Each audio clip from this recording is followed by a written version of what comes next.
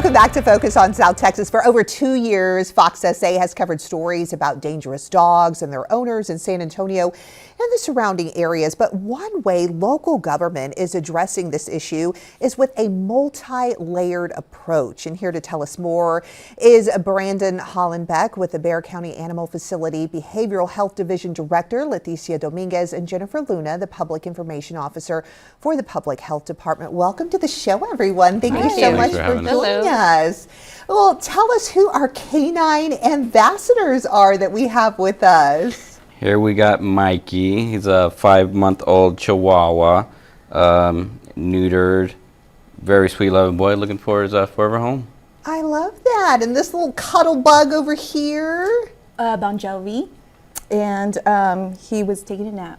Bon Jovi's taking a nap. Yeah. he's a little shy. Camera shy. Camera shy, but a little snuggler. Yes. We love that. Yes. And Brendan, I understand that you are a live outcome specialist for Correct. the Bexar County Animal Control Facility. So what are you seeing daily and from day to day in the shelter? Abundance of stray dogs. My job specifically is to get them out, to get them to forever homes. But, having a stray dog problem in South Texas, it's hard. So looking to get people through the door, adopters, fosters out. I transport a lot of dogs out of state, so that definitely helps alleviate some kennel room to allow more constituents' calls to be answered. So a little bit of what I see day to day.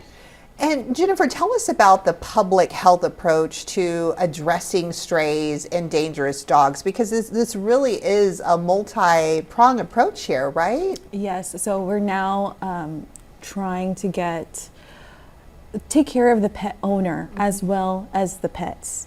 And we're learning how important that really is, because what we were doing before was not working, right? Mm-hmm. It was just piling up and we were busting at the seams.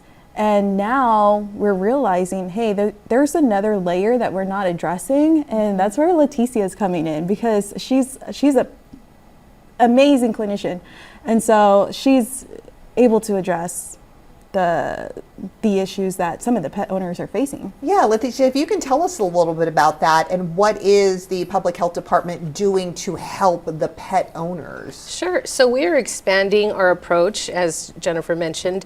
So we want to look at some of the reasons why people are having too many animals. Mm-hmm. These are different. Most of the people that are out there are more companion hoarders.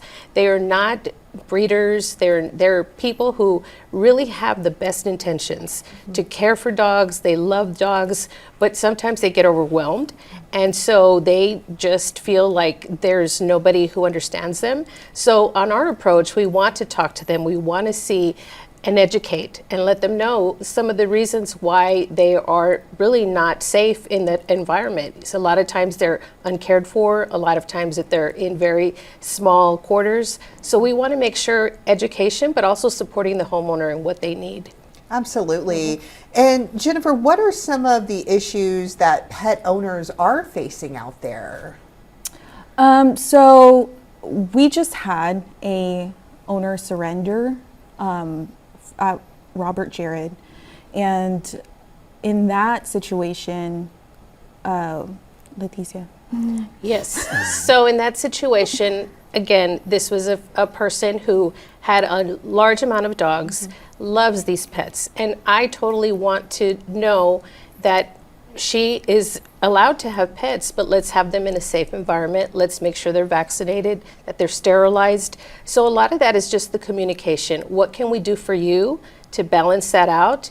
And we do provide a lot of services that can help homeowners who don't have transportation, who may not have the ability to pay for those services. And Brandon, I think that that's kind of very critical. I mean, you mentioned the little dog Mikey here and kind of that spade and neuter approach, and kind of having, like Leticia, the pet sterilized. So it's kind of getting to make sure that, the population is controlled as well, right? Because when you see what you see in the shelter on a daily basis, I mean, that can be overwhelming, right? Yes, very. Most of the, 90%, 95% of the animals coming in are unaltered, no microchip identification on it. So finding an owner or where it came from is tough. I tend to think we're like a throwaway society. People let their dogs roam. Oh, I'll get another one, or I don't care about it. Oh, it has skin issues, you know. So yeah, so those are some of the tasks that we face on some of these animals coming in. So if we can get them altered, or if we can find out where they came from, offer them pre-services to get them spayed or neutered, give them back to their homes. So, you know, it don't take up a kennel here. They're completely vaccinated, and there's no chance of them repopulating. Would definitely help. What advice do you guys have for pet owners out there as well? You mentioned the microchip, you mentioned, you know, the spayed and neuter, because I know that Bexar County, I mean, you guys have a variety of services. I mean, there are services out there, and a lot of times people, you know, they want to do good by their animals, but a lot of it is just lack of information. They don't know where to go or how to go about it. So how do we approach that? So our website is a great resource for pet owners. I know a lot of issues that some of them face is cost, because it's cost to repair a fence or cost to get spay and neuter services and stuff like that. So if they look on our website, if they call us up, then they're able to coordinate with us, and we're able to help them in any way, especially now because costs are rising and we don't know what to expect.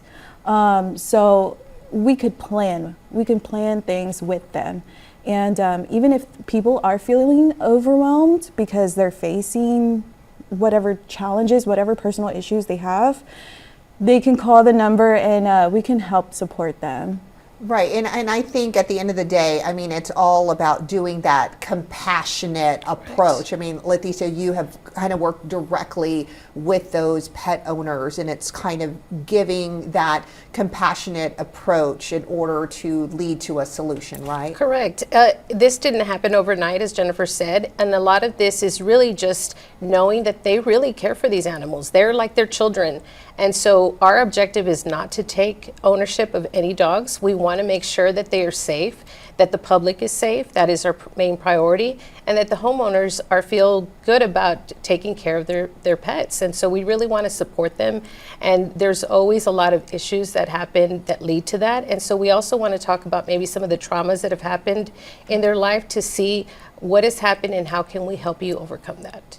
I love that. Well, Brandon, Leticia, Jennifer, thank you so much for being on the show. Thanks Thank for having you. us. And thank you to And our our pups. canine ambassadors as well. Remember, they are up for adoption, and look how well behaved they are. They need their forever families, guys, so you know where to go.